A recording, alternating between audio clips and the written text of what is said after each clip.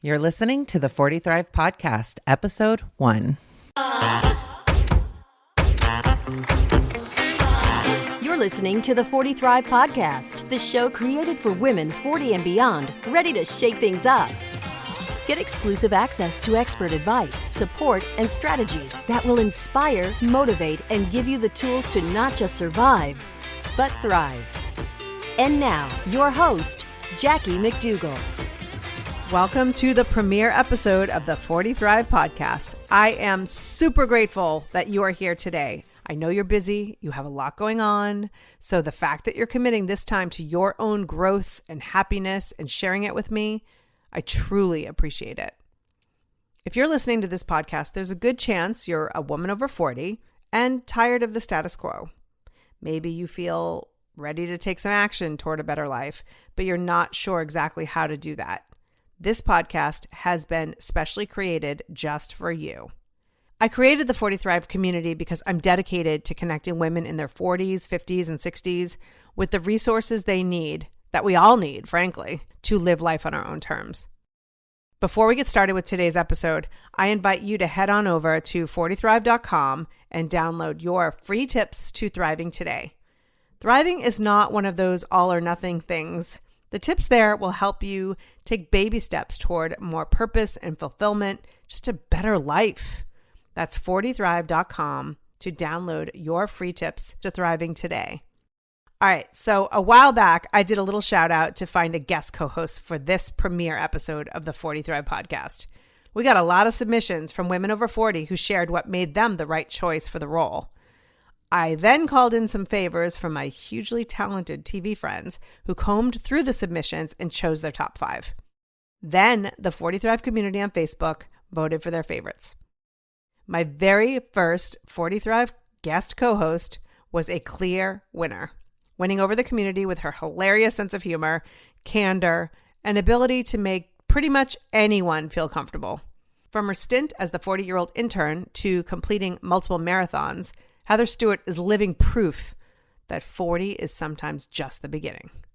Welcome to the 40 Thrive Podcast, my guest co-host, Heather Stewart.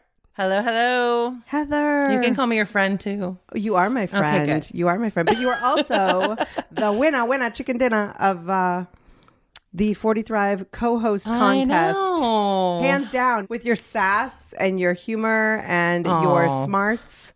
I got it all, guys. You got it all. Send dudes. And you're single. Yeah. How is that possible? I know. I don't know. But we had to put that out there in case, you know. Yeah. Ladies and gentlemen, if you're listening. But you're not looking for the ladies. You're just... No, I'm looking for the gentlemen. I'm calling out to my lady friends to find me the gentleman. Okay. We're clear now. Yeah, So we do have a theme for today's show. The theme of today's episode is just get started. Yup. You are the perfect person to have on for this theme. Yeah, I got a lot going on. Isn't that funny? So, Yeah. Before we get into that, because I really want to talk about the struggles of women over 40 and when I say women over 40, I mean women over 40, 40s, 50s, 60s, and beyond. That is one of the most common misconceptions about 40 Thrive, is that it's for women in their 40s, but 40 is a starting point. Remember when we were growing up and, well, I recall my father's, it was actually my mother's 40th birthday. And there was all that like life begins at 40 themed party goods around. And I thought, how stupid. I remember growing up when my parents had and their friends had 40th birthdays where they would get like Geritol wheelchairs and totally nurse strippers. It was always like joke gifts, gag gifts. You're over the hill now. Right. There were stores just created for that. They probably still have that stuff, but you better not give it to me until I'm like 90. Yeah. So, but you know, I just recall looking at that and thinking, life begins at 40. I don't know. And now that I'm 47, so I'm closer to 50 than actually 40, but life totally began at 40. Yeah. Yeah, I definitely started doing more stuff that was outside my box after 40, I guess. Like doing things without caring what other people thought. Right. Yeah. Right. And Yeah, you for had sure. the ability to just get started. So Yeah. I want to first talk about right before your 40th birthday, I believe it was. Please correct me on if I'm wrong with anything. Yeah. Go ahead. You decided you were going to run a marathon. I did. I always say like running is a strong word. I completed a marathon. Okay. I did run most of it, so there was some intervals in there. But yeah, I get tired driving a marathon, so 26.2 miles. So let's not take away the mad respect I have for you moving your body take for it, I'll take 26.2 it. miles. However you got there, Yeah. if you're on your knees at the end, I don't care. You did it. Yeah, no, it was I would count it even today as one of the best days of my life, because it truly proves that when you start out, you make a goal, you work hard for it, you can accomplish it. You know, I always said, I don't want to fly a plane, but if I really wanted to learn how to fly a plane, I know I have that capability. And marathon, the training's the hard part. The day of the marathons, this is the easy stuff. You know, your friends are out there, people are cheering for you, people give you water and fruit, and you see a beautiful city. And I mean, that's the easy day. The hard day is going out there on your own accord and saying, okay, I'm going to run 20 miles today by myself. Nobody cares. Right, So, right. Nobody, yeah, there's so no if one on you the can side get of the through road that, cheering you yeah. on. If you can get through that, you can do the marathon day. And it's still a great day. I love finish lines are my favorite place. So, It's so good. either running through it or cheering at it. I'm a finish line crier for sure. Yes. Yeah. The finish. Did you cry every race that you do? No, it depends on how hard the day is. All right, are you ready? I've done over 30 half marathons. Wow. And I've completed 3 marathons. And tears come for different reasons. So that first marathon, I thought I was going to burst into tears, and I was like, I'm fine. This is great. And then I saw my friends that I trained with, and it was kind of that moment that was like, oh, we did this. And that's when I lost it. And then the second year was much harder. It was really hot. I wasn't feeling well. I was injured. I walked pretty much the back half of the race, and crossing that finish line, it was like pain tears, like sad and upset. So it's different every time, but there's a sense of accomplishment. Sometimes you're Absolutely. happy tears, and sometimes no tears. But I cannot watch a marathon without crying and watching people run through it. Well, it's strangers, just such a doesn't matter. huge Yeah. accomplishment. But you nailed it. So whether you want to run a marathon, or you want to get a new job, or you want to take a class, all of which apply to you at this point, which True. we'll get into. But it's not about that day. It's not about the accomplishment. It's about two things for me. Number one, deciding to do it. I think making the decision to do something is the biggest hurdle of all. And then getting started. So you made the decision to run a marathon. You then got started. I can't imagine running 20 miles by myself with nobody to be accountable to. So that takes a lot of guts and a lot of grit to push through and to make that happen. But I don't know that even those days are as hard as those initial making the decision and getting started. Yeah, I think you're right. I think when you look at those two things, I think the making the decision is like, I want to do this, you know? And so, but you can want to do something for 20, 30 years and never do it. So I think the getting started part is the hardest for me. With running in general, a marathon was an easy decision, easy to get started. I had a great support system. I had already been running and doing half marathons. But when I first started running, I was grossly overweight and was so embarrassed and scared to run that I'd go and walk the local community college track with my friends, and I'd wait till they all left, and I would run the straightaways and walk the curve. And that was the very first steps I took running. And it was terrifying just to do that, like just to think, okay, I can just run this. I don't even know how many, what is it, 100 yards, like a football field? I don't even know. I'm going to run this 100 yards, and then I'm going to walk, and then I'm going to run 100 yards. I'm going to do it 5 times, and then I'm going to go home. And deciding to do that and being, you know, there was shame because I was overweight and I wasn't healthy and I wasn't active and I wasn't fit. And so doing all of those things, but despite the bad feelings, because I knew it was going to bring me good feelings later. And I think you forget, change starts with making a decision, and then it gets hard, and then it's together again, Right. Like cleaning out your closet, Absolutely. And that's the thing is you made the decision, you got started, but it's, sometimes we have that momentum that like, oh, this is so exciting. I'm working toward a goal. And then you get to that middle section where you're not close to the goal, but you don't have the motivation of the beginning. That's when it gets also super hard. Yeah. So let me ask you this though. So, I mean, at this point you're overweight. You're not a runner, at least, historically you hadn't been a runner. You're embarrassed in front of these people. Who are my friends, by the way. The people at the track were your friends. But that would have stopped so many people. Why didn't it stop you? I don't know. I think part of it, I wanted to fit in with my fitter friends. I had a group of friends and we were trying to be healthier. And so even though I was the least healthy of them all, we all kind of had a similar goal. But I remember I wrote down reasons I wanted to be healthier. And one of them was, I want to run a marathon. And then in parentheses, I wrote, in theory. What does that mean in theory? I mean, like, I think it was like, I want to be able to run a marathon. And then, but who knows if I'll ever do it. So I don't know. I feel like sometimes something just clicks in your head and you're like, I'm just going to do this.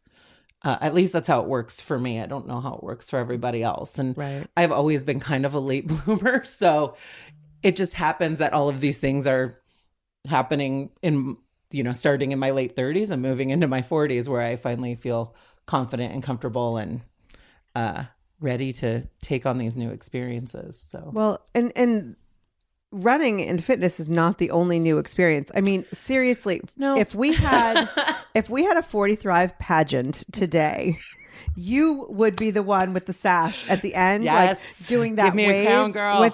Seriously, because not only approaching 40 did you start running, now you are how old? I'm 45. 45. You're still running when you're healthy. When you're healthy, when you darn Achilles. When you're without injury. But you also left or went back to school. Tell me, take me through it.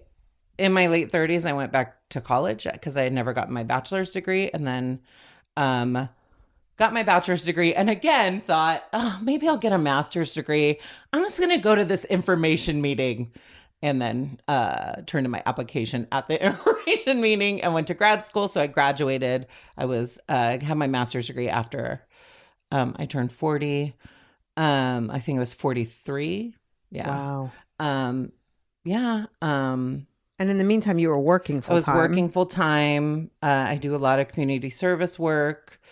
But when I was working full time, I just started back at the bottom because I wanted to work for a specific company. Mm-hmm. So I took an entry level position.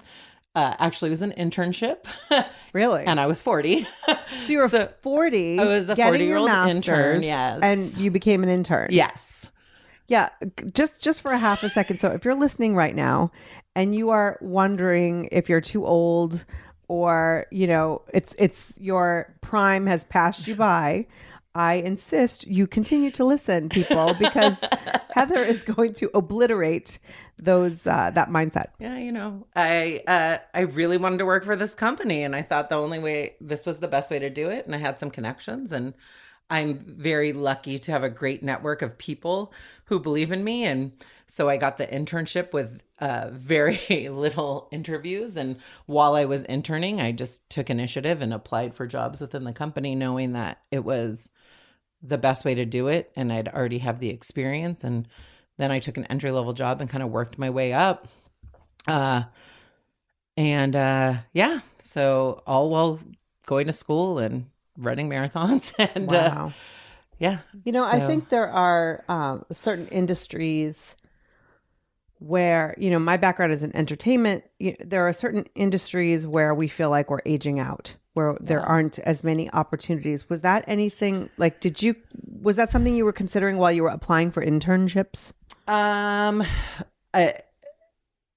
For the internship specifically, yes. I was definitely the oldest person in my intern class of 30 people. But the industry I was in, which is hospitality, and specifically I worked for a company that was, 50 years old. So, and catered to an older demographic. So I didn't feel like I was aging out in that, but definitely applying for internships felt a little odd. Right. Yeah. It felt weird. So you worked your way through that company. Yeah. And then recently, this year, you jumped ship and went Pardon the pun. and went to a startup company. I did. I decided that it was time to spread my wings, if you will. An opportunity arose to work with people I respected and kind of build something from the ground up. And it was a higher position. So it was going to be a faster track for me to get where I was. When you work for, I don't know how many of you work for large corporations, but sometimes moving up is quick in the lower levels, but then kind of stalls when you get to mid-management and senior management. And you're just waiting for someone to die at that point. Yeah, pretty much, or die or leave. And so I kind of made a scary decision. And on the day I got the job offer, my offer was accepted on a house. So, it was like new job, new house. Why not? Wow. So now at a point in your life, because this is this year, so around 45 years old. Yeah. At a point. It was literally like a month before my 45th birthday. And there are so many people at that point in their lives that they're like, I need stability.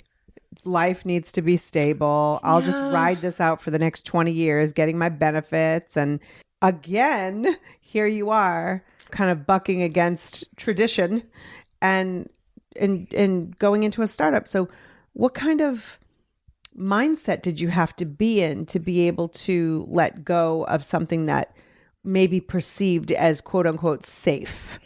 I'm a big proponent of pro-con lists. And I really sat down. I talked to my circle, and then I sat down and kind of made a list of, does this make sense for me? And the pros so far outweighed the cons that meant anything. So the benefits were different. I was working in hospitality and travel, which meant I got lots of travel benefits, which was really exciting for me and for my family. But I kind of took that one off the table because I couldn't stay somewhere just because I could get my mom cheap vacations. I had to look at it just for myself. So I really looked at it. And the only thing on my con list at that point ended up being a commute.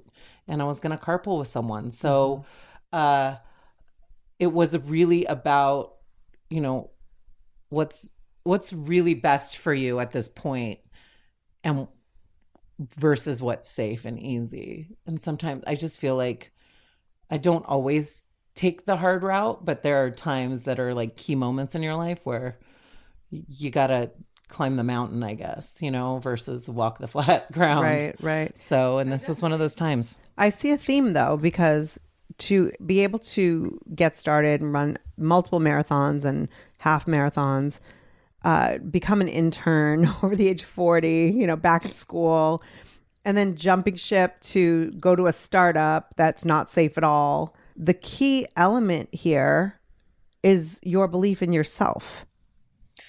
Is that something that you have always had? I think it's something that, like most women, I struggle with too.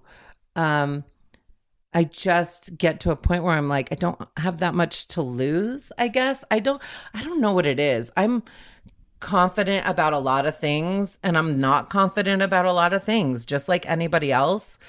But decisions, when it comes to decision making, I just kind of look at it like, is this going to be what's best for me, or is this going to be what's easy for me? And I don't always pick the best. Sometimes I do pick the easy, just like anyone else. I'm a vibe person, and I go with my gut, and I listen to my gut a lot. I mean, I always bounce things off my key people, but ultimately the decision is up to me, and I got to do things to shake it up sometimes, I guess. Right. Well, it's funny because when I started the 40 Thrive community on Facebook in, I think it was June of 2017, it was just a little group, and I invited some of my Facebook friends, and I asked them, one of the first questions was, what's on your bucket list?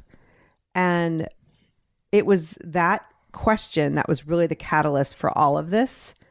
And because people were like, oh, I want to go to Europe before I die, or, oh, I want to take an improv class, or I want to do this, but the bucket list. And it was funny because one of the community members was like, wait, this is a bucket list? Like, why aren't you doing this stuff? And it was exactly what I was thinking, because we tend to go, oh, that's too far reaching for me to even get started.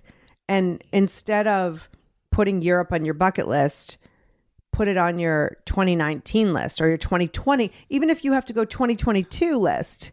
But we need to be creating some goals here in our lives, because I think that for many of us in our 20s and 30s, there's so many firsts, and you're kind of experiencing a lot of firsts. Your firsts came a lot later. Yeah. For many people, but the firsts are kind of like dying down a little bit in their 40s and 50s and 60s. And there are a lot of lasts. I think that it's just life looks so much different that we start to give up on whether it's a physical goal or a travel or a job or starting your own business. I think that there's this, I can't do that. I'm past whatever point it was. I have no idea where on the calendar it is that we wake up one day and think, oh, I'm not going to do this anymore.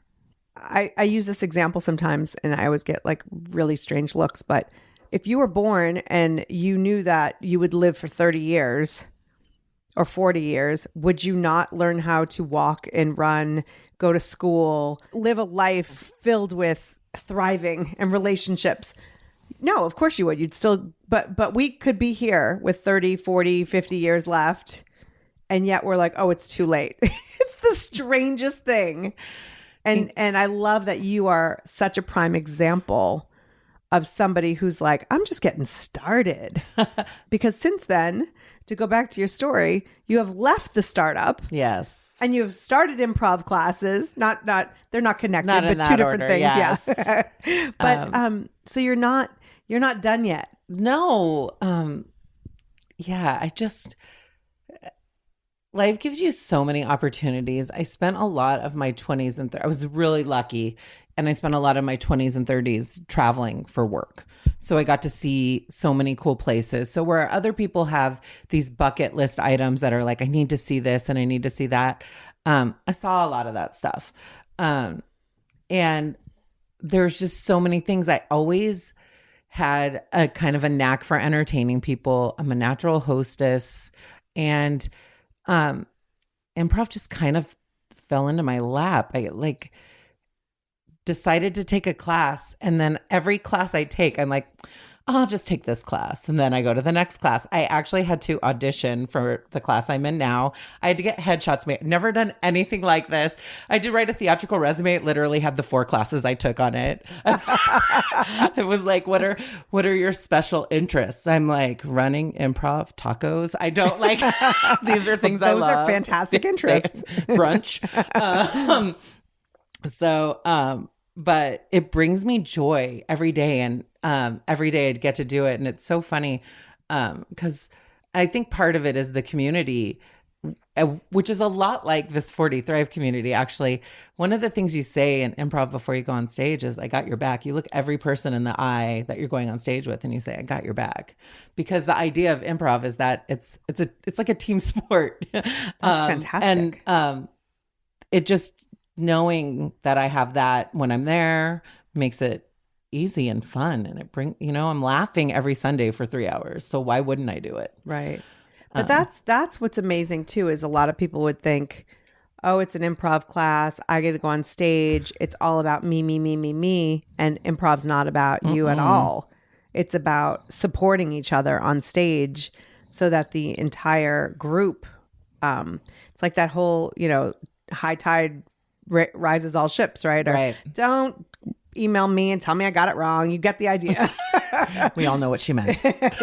That's what, and if you're going to listen to this podcast, you just have to assume that I'm going to say things and you misquote them. Get used and to you it. Get the idea. Yeah. Get used to it.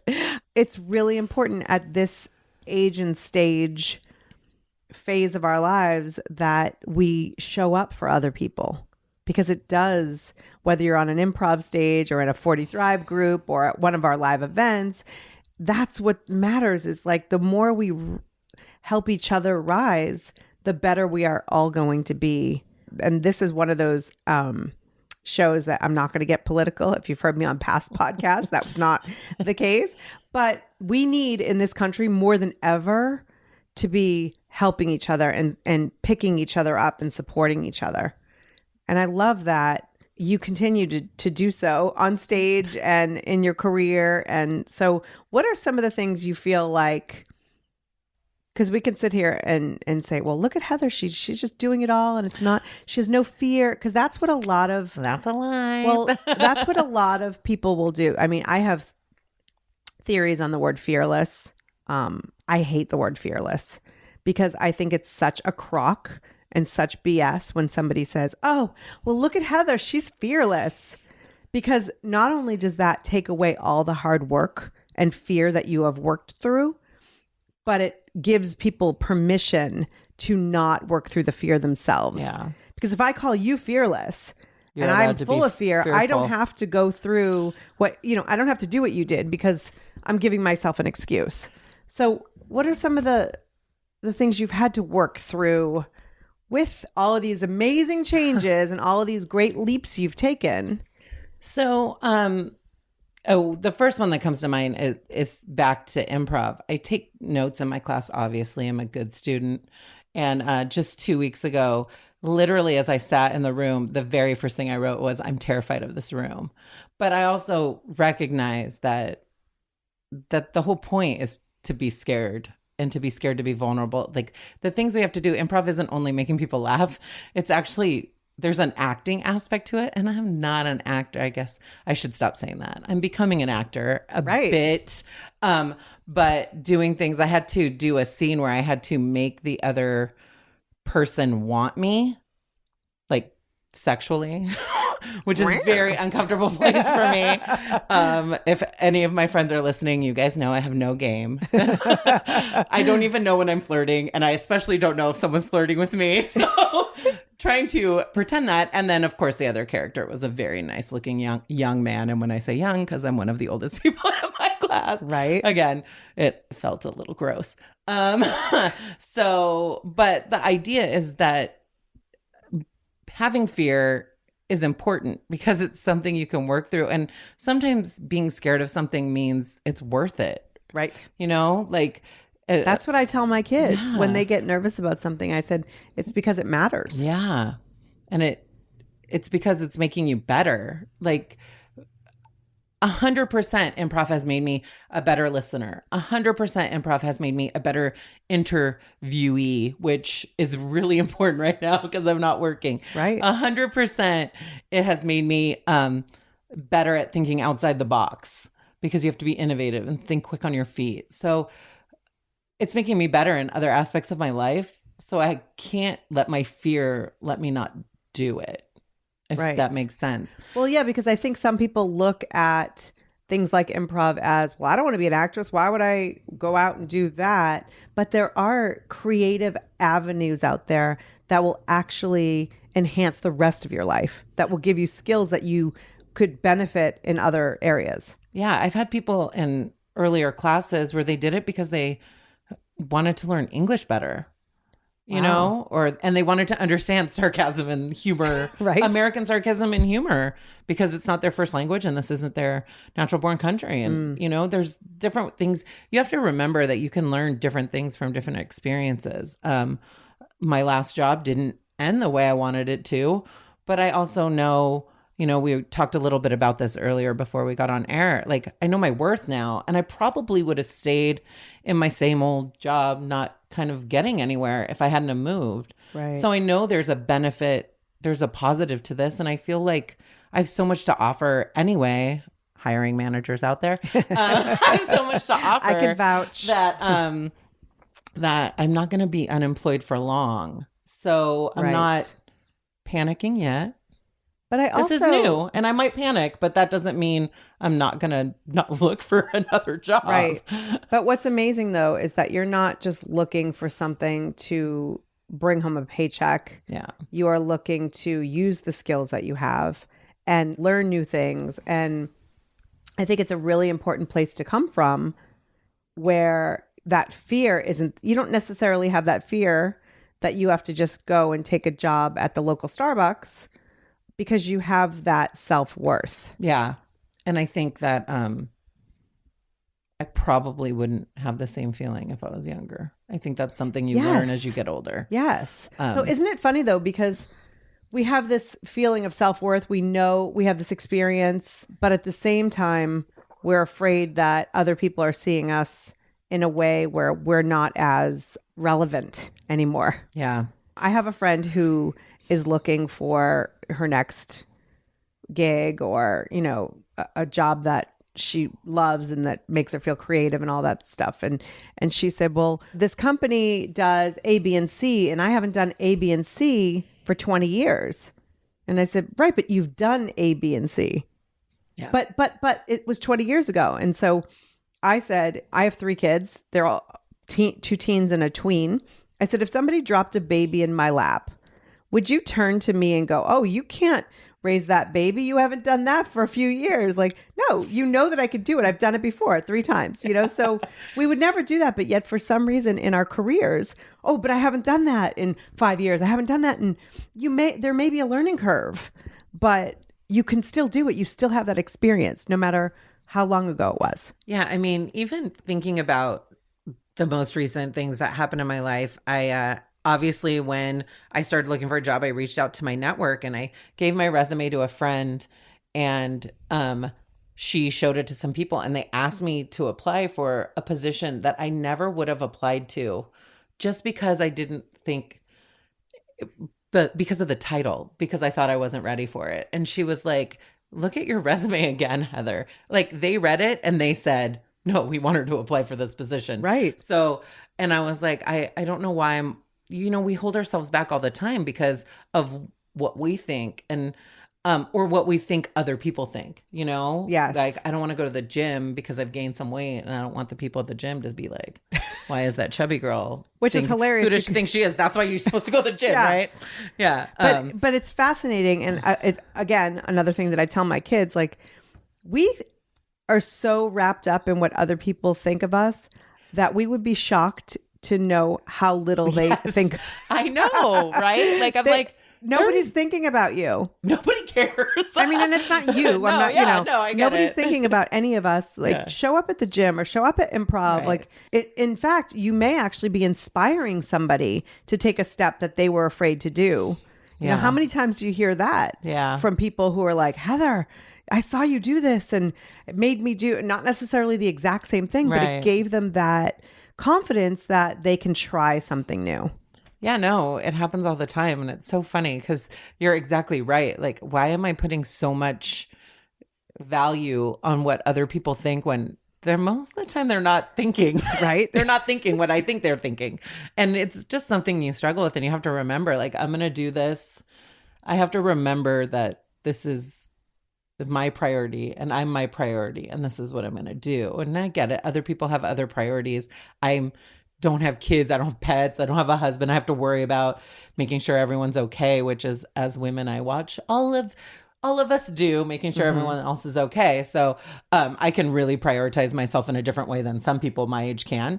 And I totally get that. But you have to put yourself at the top and then do things that bring you joy, because it's just going to bring joy to people around you. Right. Like, you're going to exude it. Like, I'm more confident because I'm taking improv classes.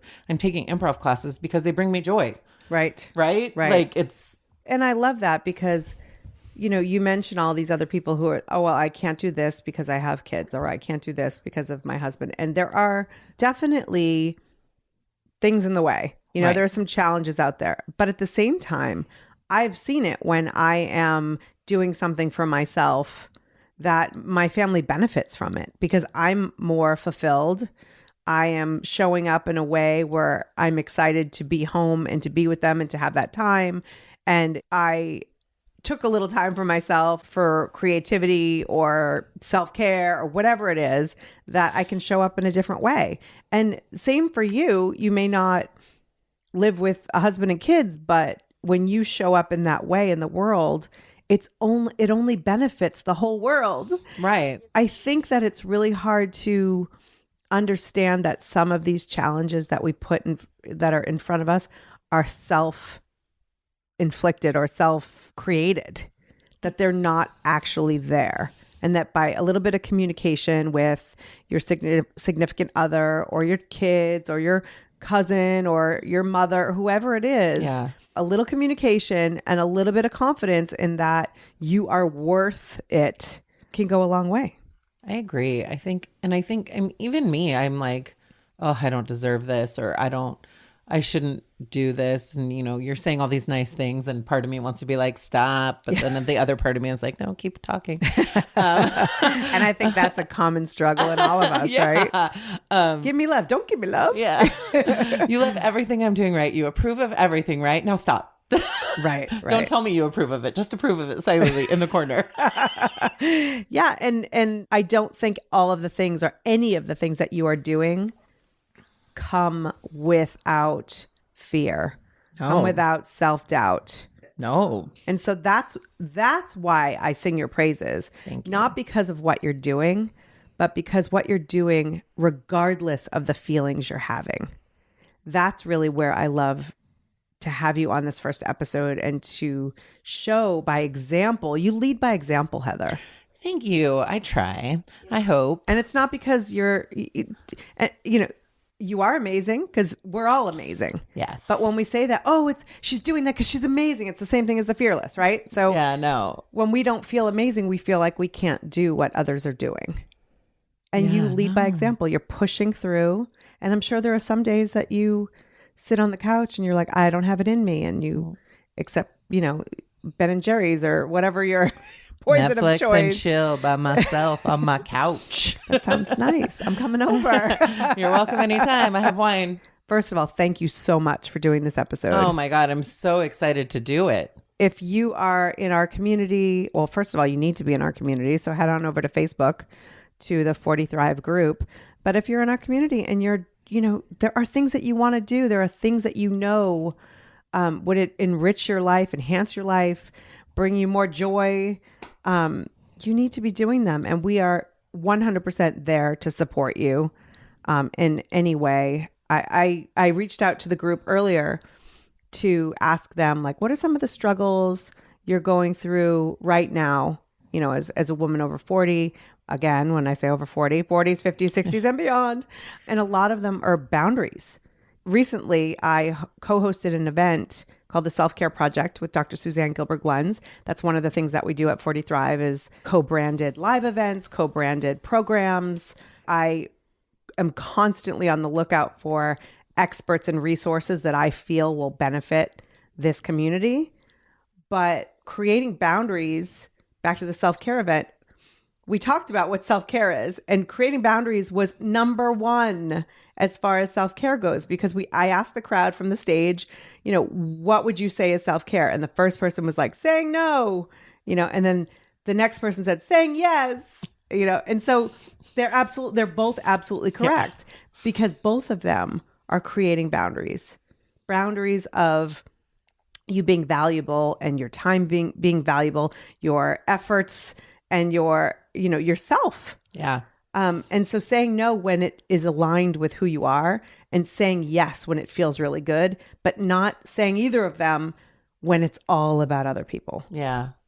It's so funny because I have an app in my phone. It's a 5-minute journal, and you write, you know, three things you're grateful for in the morning, and three 3 things you're going to do to make the day great. And the very last thing you write is kind of like a positive affirmation.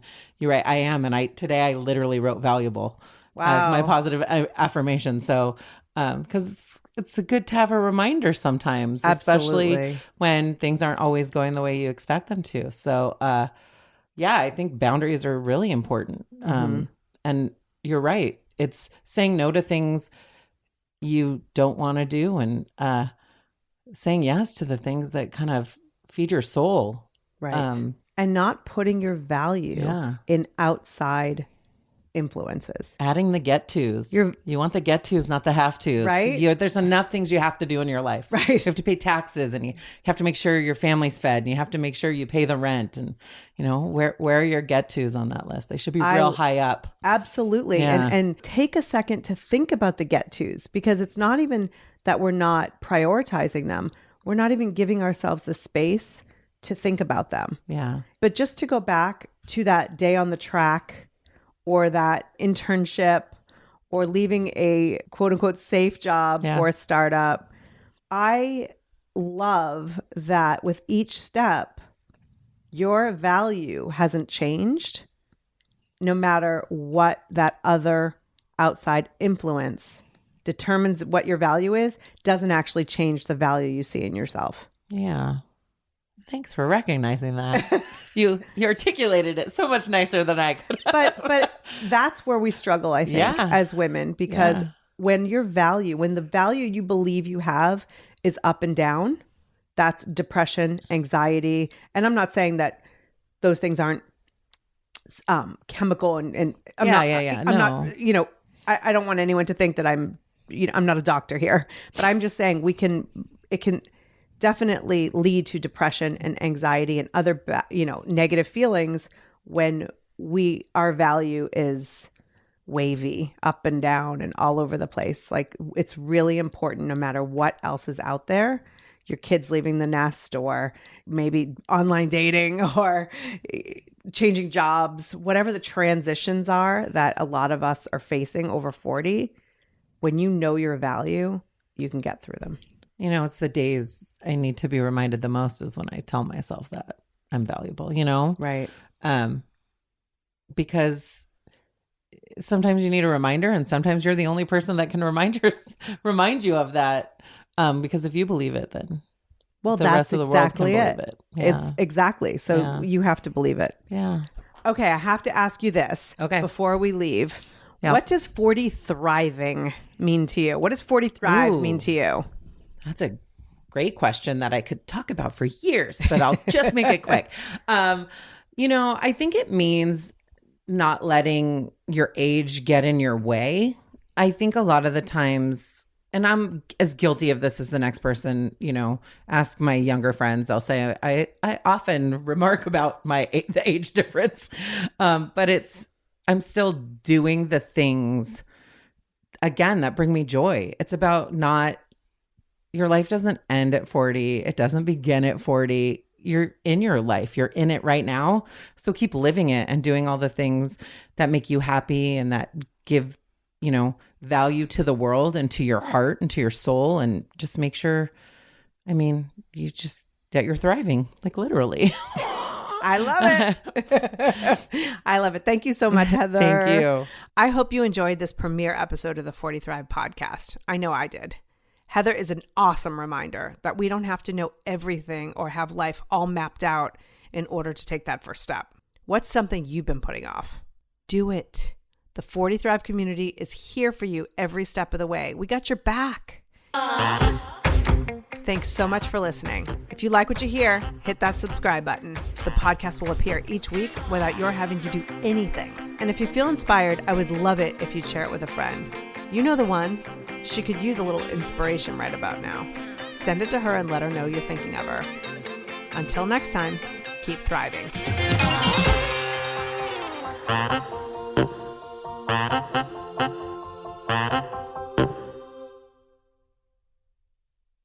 Spring has sprung, and with the change of seasons, sometimes comes an increase in vitality. If you're feeling in the mood for a little more personal time, may I suggest Kokanoo. Coconut is all about providing clean and natural ingredients when you're enjoying your most intimate moments, with or without a partner. Naturally safe products developed by people who are obsessed with quality. Get 15% off with promo code GROWNASS at grownasswoman.guide/coconut. That's 15% off with promo code GROWNASS at grownasswoman.guide/coconut.